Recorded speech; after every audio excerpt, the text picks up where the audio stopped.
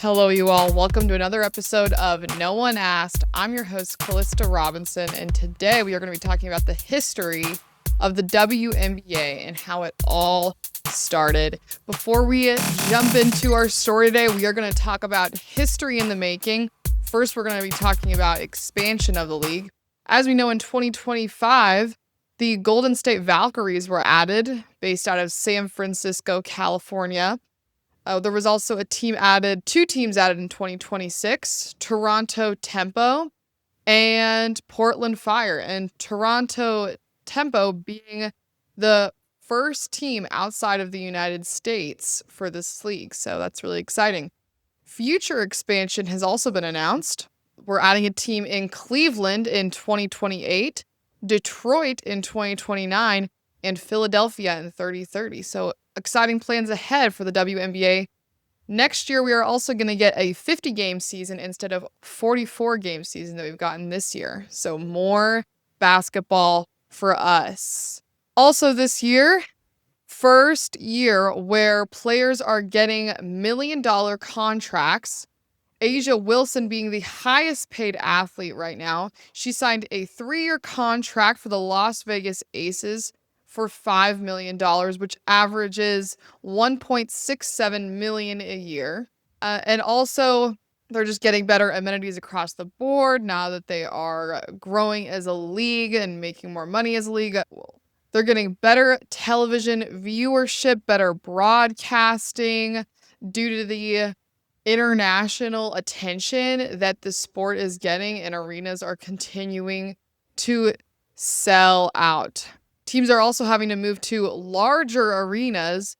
For example, teams are having to move to venues that are as large as NBA arenas. So it's just super exciting to see that all of the pioneers who came before us, their work is paying off, and we are seeing this league expand and continue to expand.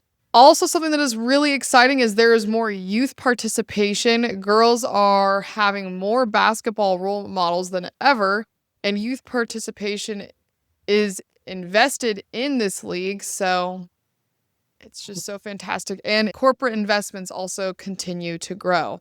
The talent in basketball has never been higher than right now. So if you haven't watched any WNBA games, I would recommend going to one. I plan on going to one or two with the season that we have left here. Because I'm based out of Dallas, I'll be going to a Wings game. Okay, so let's talk about women's basketball and how it all began. Okay, so it got started actually only a year or two after basketball was invented in the first place. Senda Brenson was the person who adapted basketball for women. So Senda Brenson was born in 1868, which is today Lithuania, and she immigrated to the U.S. as a child. She went to Boston Normal School of Gymnastics and became a physical education teacher at Smith College. So in 1892, there was a man named James Naismith, and he invented basketball. Senda was introduced to basketball at Smith College, and she modified the rules, and it was mainly because the rules were modified to make the game an easier game to play and less strenuous than a regular basketball game, because in the 1800s, women were viewed as too weak to do what men could do. Obviously, today and through modern exercise science, we see that that is not true. Women can push themselves. But that was a very popular stigma at that time. Some modifications included that full court was going to be too strenuous, so the court was sectioned off into be a smaller court, and there was limited physical contact. As we can see, that's definitely changed with how today's games are going on. Senda was said to have organized the first basketball game ever for women at Smith College in 1893. So people call her the mother of women's basketball because she helped really create the foundation of the sport for women. Anyone who really tried to fight her on this, she would really say, hey, this improves women's physical health too, their confidence and leadership, and Apparently everybody could get behind that. So women were, in fact, still able to play. After Senda Brunson developed basketball, people were able to play in high school and in college, and even on a younger level as well. And there also was international basketball, but most people, they definitely could not take this as a serious career path. However, whenever Title IX was passed in 1972, a lot of things changed for basketball athletes on the women's side. Those of you who don't know, Title IX was passed so that the same amount of funding put into men's sports also had to be put into women's sports. Basketball was one of the first sports that was invested in with Title IX. So now girls are able to go to college and get paid for their capabilities in the form of a scholarship. Now, a really important person to note in this time is Val Ackerman. Val Ackerman was a basketball athlete from a pretty young age, and she went on to play basketball at the University of Virginia. And she also came from a family that was involved in athletics. Her father was an athletic director, and her grandfather was also involved in athletic administration. And not only in high school did this girl play basketball, but she played field hockey, track as well, and she also swam. She was very smart and a very talented athlete. She graduated second in her class and scored 1,466 career basketball points in high school. And so through the years of 1977 and 1981, she went to the University of Virginia. So she was one of the first generations to really benefit from Title IX. She served as the captain for 3 years. She became the first woman in program history to score 1,000 career points, and she graduated with a degree in political and social thought in 1981. After this, she went on to play professionally in France, and she did this for 1 season.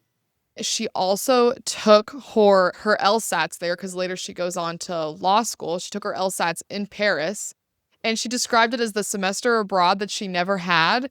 And she was reportedly making $800 per month, which in today's age is $2,900. So she went to UCLA for law school, and she earned her degree in 1985. She was originally thought to become a lawyer, but as you'll see later, she works for the WNBA. She worked for the NBA, then the WNBA. She originally worked at a corporate bank, though, called Law Firm Simmons Thatcher in New York City. So she also got to live her New York City life. That's awesome. And there she practiced corporate law for 2 years. Now, what is so interesting to note about her, how talented of an athlete she was, is if she were an athlete in today's age, she would probably be in the WNBA, but she was busy paving the way for the rest of us here. So fast forwarding just a couple years, 1980s, there was a huge talent explosion throughout the 80s and early 90s. Okay, so women's basketball was just imploding because of how excellent the talent was, and this was really recognized because they were doing extremely well on the national team, the USA national team. So some really popular athletes at this time were Cheryl Miller. She was a forward. She went to the University of Southern California, and she was known to be a very excellent all-around player who could dominate games offensively, rebound, defend, and lead her team. Teresa Edwards was another valuable player at this time. She was a point guard who went to the University of Georgia. She had excellent court vision. So those were just 2 athletes who got a lot of attention during this time. And there was also a little more television broadcasting of women's sports, and basketball was getting a significant amount of attention, especially on the national level. And this was going larger beyond, how, we might know one player in a city who's really good, but they're only known within their city. This was starting to blow up to more, this is reaching national countries, right? In 1982, Women's College Basketball Championships was run by the Association for Intercollegiate Athletics for Women. And in 1982, the National College Athletics Association, aka the NCAA, began sponsoring women's championships. So this also brought a lot more legitimacy as it was to men's sport, right? Because all the men's sports were under the NCAA and now the women are too. So it definitely makes it look way more established and elite. So then going back to the national teams, the USA women's team won gold at the 1984 Summer Olympics, and that is where Teresa Edwards became popular, even more popular, and just the international success made people want to watch.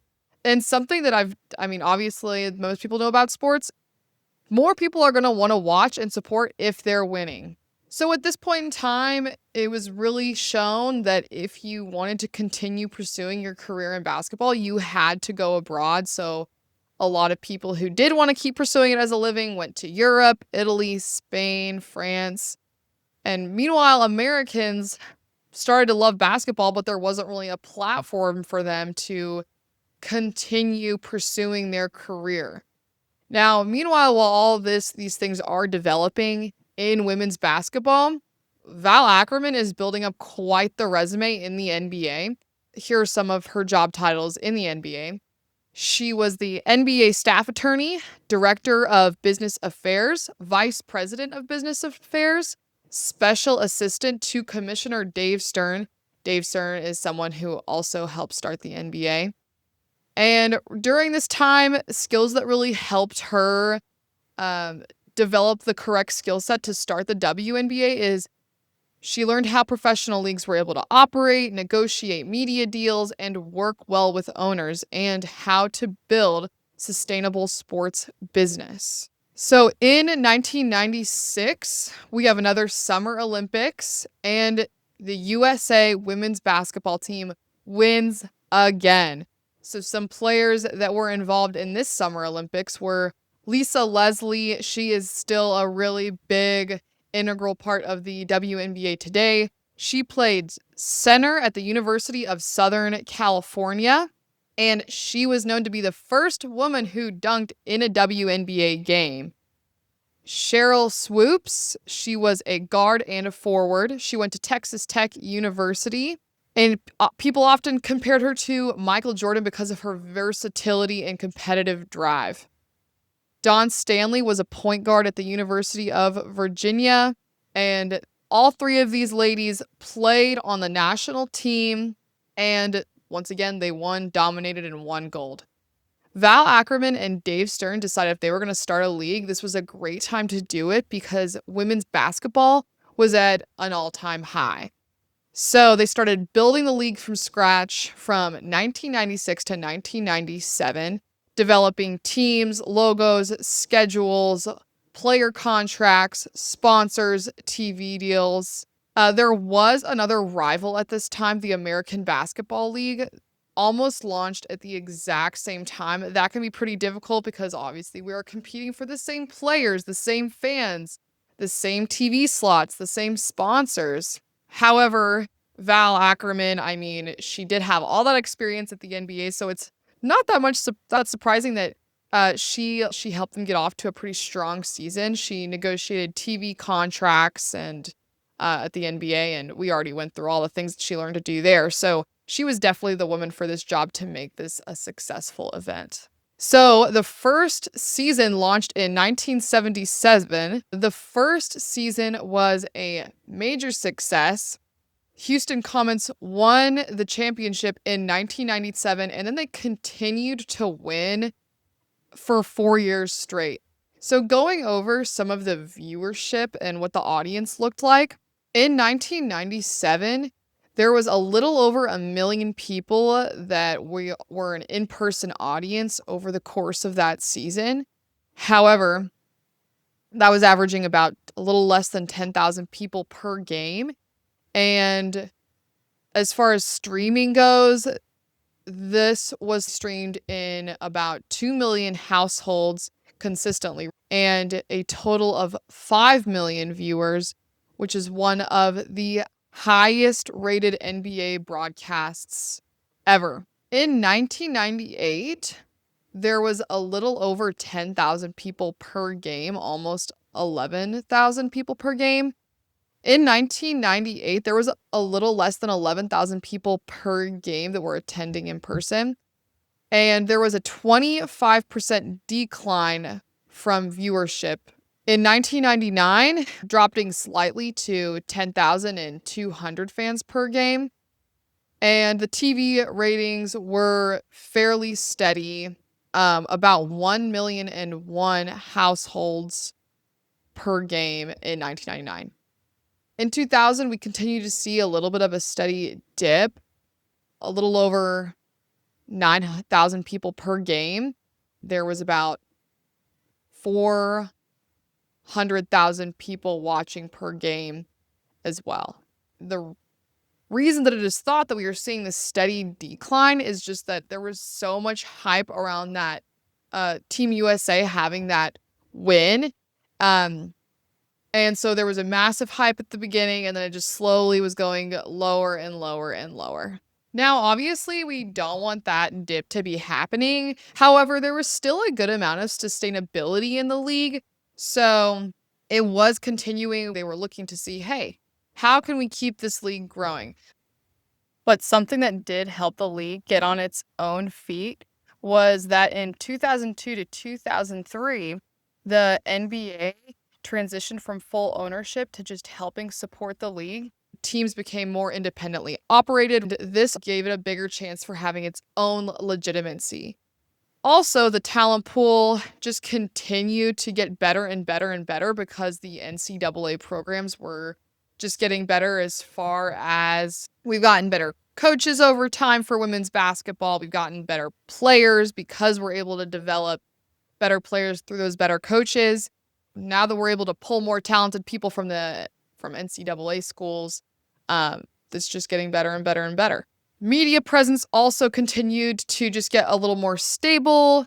For example, we were streaming on ESPN and ABC regularly, and it had reoccurring broadcasting slots and consistent visibility. So I don't know about you guys, but another reason I think that maybe there was a little bit of a dip in those 4 years is because I personally don't like seeing the same team win 4 years in a row. I think it's not as interesting. For example, seeing the Chiefs win several Super Bowls back to back, it's predictable and not as exciting. Eventually, the Houston Comet era does end in 2001. So in 2001, the Los Angeles Sparks went on to win the WNBA championships. Some other teams that went on to win a championship was the Detroit Shock, the Seattle Storm, and this gave a more competitive balance, which signaled that they were a little bit more mature of a league because not all their talent was on one league, right? I think the most entertaining leagues are whenever you don't know who's going to win, and there's just great players all across the league, and you're kind of rooting for everyone to win because it's really hard to pick a team to be loyal to. I mean, unless you live in that home city or whatnot.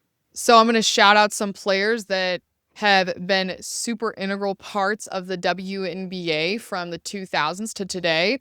And some of those are Diana, Sue, Maya, Asia, and Caitlin Clark. I mean, they have really helped raise attendance over time. And since those players have joined the league, we have gotten significant more media coverage.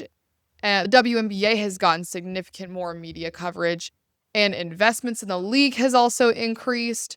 So sustainability was continuing to grow in the league. So some things that were also getting seen is the TV deals were getting bigger, attendances were getting higher, stronger merchandising sales were occurring, and the teams were overall expanding in value. Now, specifically in 2010 to 2020, the media attention in this league exploded. Whenever Caitlin Clark joined the league in 2024 as a rookie, 657,000 viewers watched, and that was the highest rating in over 24 seasons. This was a 42% increase from the previous year. ESPN broadcast averaged 1.19 million viewers, which was up 170% from the previous season. And this was the most watched regular season ever on an ESPN platform. 22 regular season games averaged more than 1 million viewers. 19 of those games featured the Indiana Fever and Caitlin Clark. The 2024 WNBA All-Star Game had 3.44 million viewers. This was the highest rated WNBA All-Star Game on record.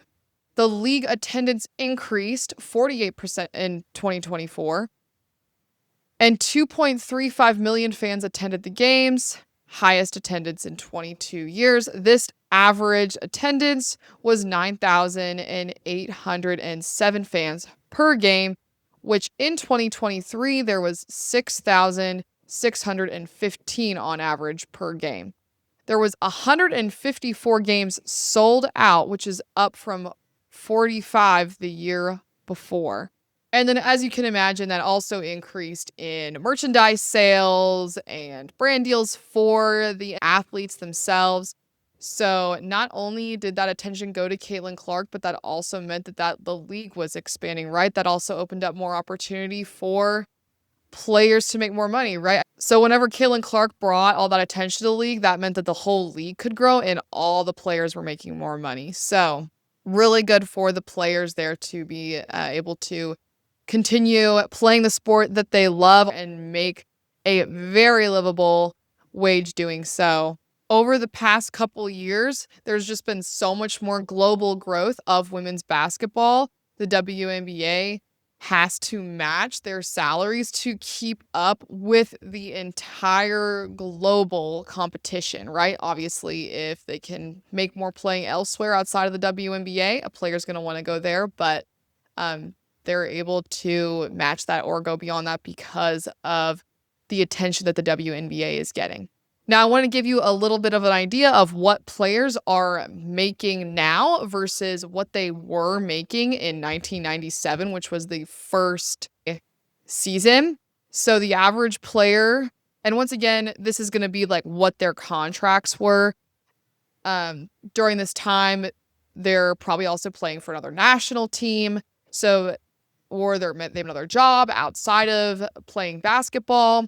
So this is just what they were making through the WNBA on average.